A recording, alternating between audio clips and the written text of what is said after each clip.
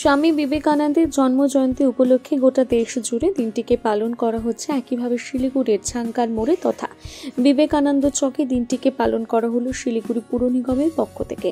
সেদিন শিলিগুড়ি পুর নিগমের মেয়র গৌতম দেব, ডেপুটি রঞ্জন সরকার এবং পুর নিগমের চেয়ারম্যান প্রতুল চক্রবর্তী পাশাপাশি এদিন স্বামী বিবেকানন্দের মূর্তিতে মাল্যদান করে স্বামীজিকে শ্রদ্ধা নিবেদন করলেন।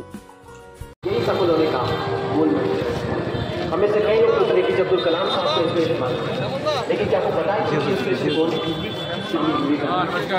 यही नहीं बल्कि निकोला टेस्ला, सुभाष चंद्र बोस, लाल बहादुर शास्त्री। अगर समय बर्बाद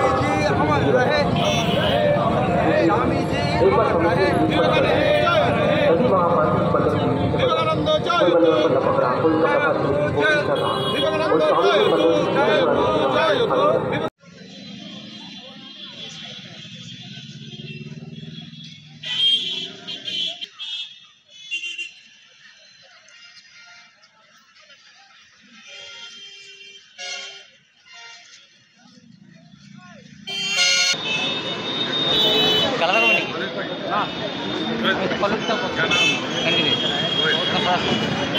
स्वामी गुड मॉर्निंग